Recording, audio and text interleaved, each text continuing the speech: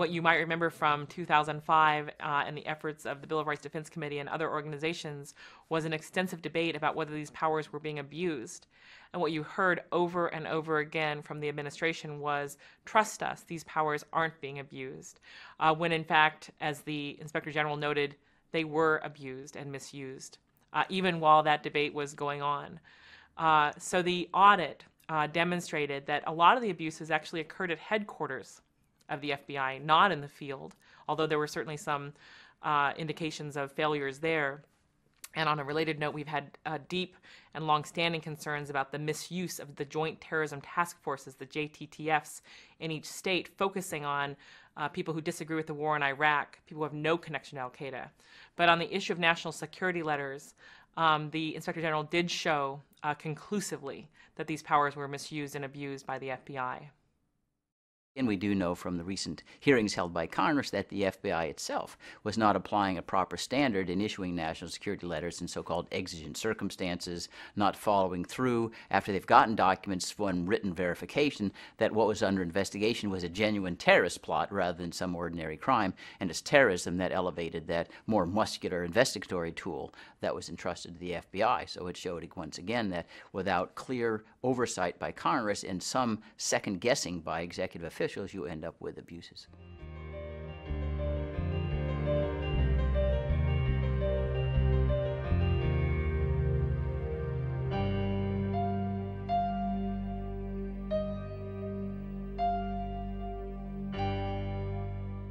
First of all, they were issuing national security letters even when they did not involve ongoing terrorist investigations, that is, for ordinary crimes. Well, this extraordinary power was thought to be appropriate only because the nature of the danger to the country was sufficiently acute.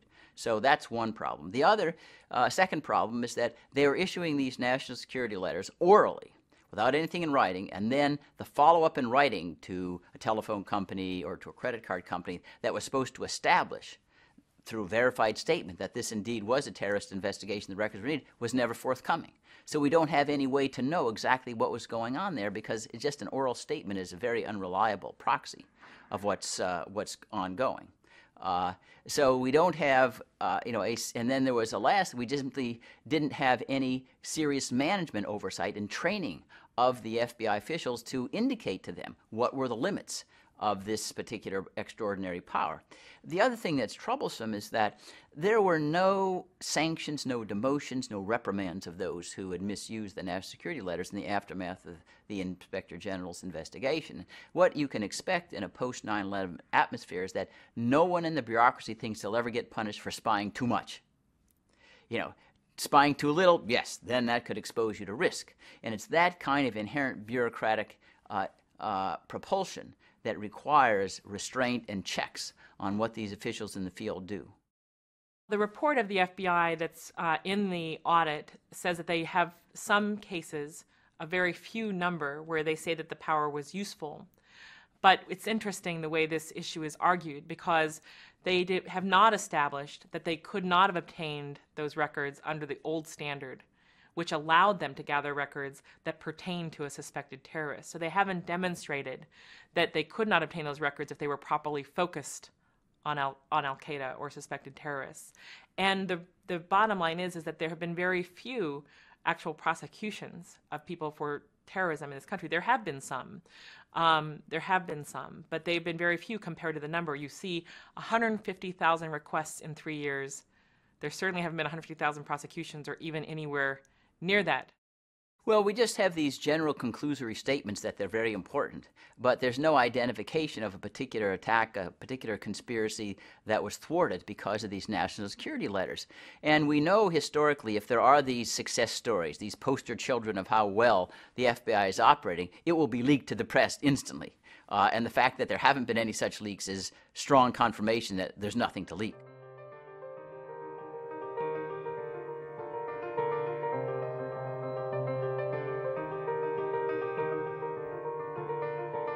The fact is that once the FBI issues a national security letter to demand a person's sensitive records, even if that person is cleared, those records are kept indefinitely for decades. So that was one of the issues I raised. I also raised the issue of the investigative data warehouse. What are we doing with an investigative data warehouse that has more records than there are people in the United States? And there does not appear to be any way for a person to get their name out of the investigative data warehouse once it gets in there. And it has yet to be proven that being included in the data warehouse doesn't have other effects on your right to travel or even your right to employment. So this data warehouse is accessible by over 10,000 government employees, has over 500 million records in it, including millions of financial records, and we don't have anywhere near that number of people who are reasonably suspected of terrorism, let alone doing anything wrong. Surely we do not want to have a huge file of information on innocent people just laying around, because it does provide a source of blackmail and intimidation. We know that government officials have chronically misused this kind of information file. Well, it's not only that, but also people then become reluctant to speak and talk. Then they don't want to communicate, because then they're creating a record that may be seized by government officials and may be used in a way that's very damaging to that individual. I say that's why it creates this pall of orthodoxy, if you will, that I think formerly plagued the United States in earlier years and led to the enactment of the Foreign Intelligence Surveillance Act and some of these protections against government abuses. Well, I think that we would have, this would be one feature of a continuing growth in databases and dossiers on individuals who will never be charged with any crime, who have done nothing wrong. And as databases are increasingly connected, and as our rights to travel and rights to employment are increasingly effective by identification issues and background checks, there will be consequences for individuals being included in these databases. The FBI's response to that is, don't worry, we've got an internal working group, an actual working group, working with the Director of National Intelligence to think about whether to retain these records and how. But the government's tendency is to keep everything, as I said, indefinitely on the notion that it might someday be helpful. Meanwhile, people's private lives, their financial records, their phone records, their internet transactions are put into a database that's accessible by over 10,000 government employees. This is not an acceptable situation for a free society that values privacy. And we want our federal law enforcement to be focused on genuine threats to our security and not squandered prying into the lives of innocent Americans. I was testifying before the Senate subcommittee of the Judiciary Committee, the subcommittee on the Constitution, a little while ago, on my experience with the national security, and there were a couple of experts there, but one of the experts pointed out that never has Congress authorized gag orders like they have with various aspects of the Patriot Act.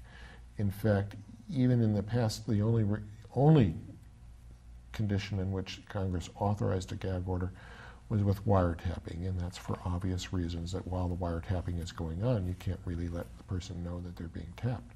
But even then, they required that as soon as the tap ended, that the government go public with the fact that they had been wiretapping. But here it's just perpetual. There is no end limit to it at all.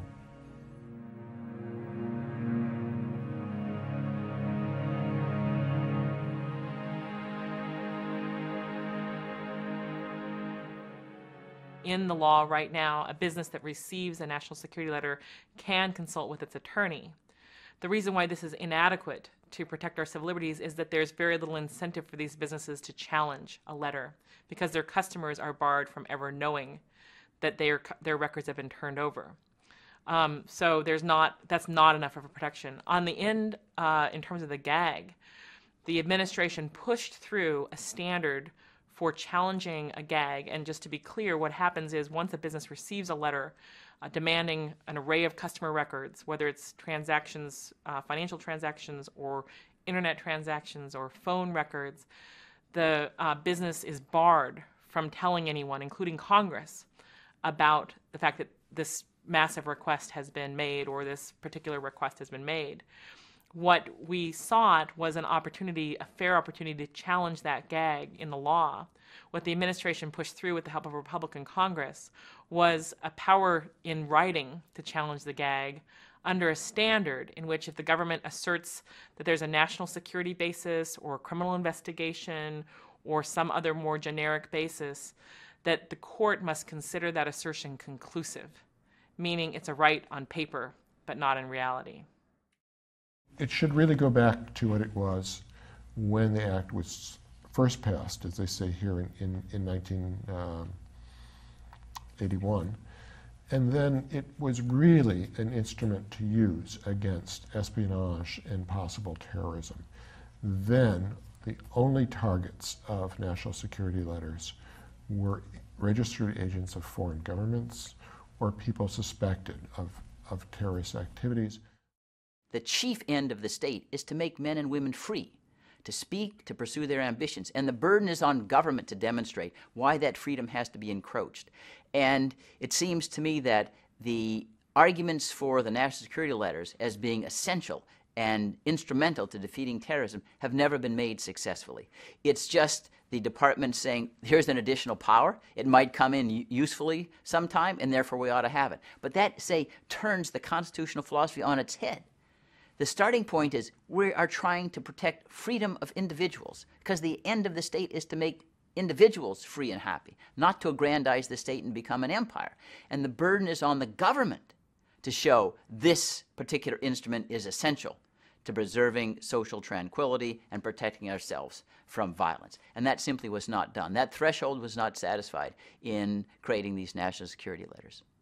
The fact is that democracies lose their liberties on the installment plan. It's in small incremental encroachments, and that is what's happening right now. That's why it's so critical that we get Congress and the American people to stand up and say, no, we don't want an enfeebled executive, but we want one that operates within checks and balances. We want the executive to be strong, but checked and overseen by other branches to prevent these kinds of abuses and folly that are inevitable when you have unchecked power. That's what Lord Acton meant when he said absolute power corrupts absolutely.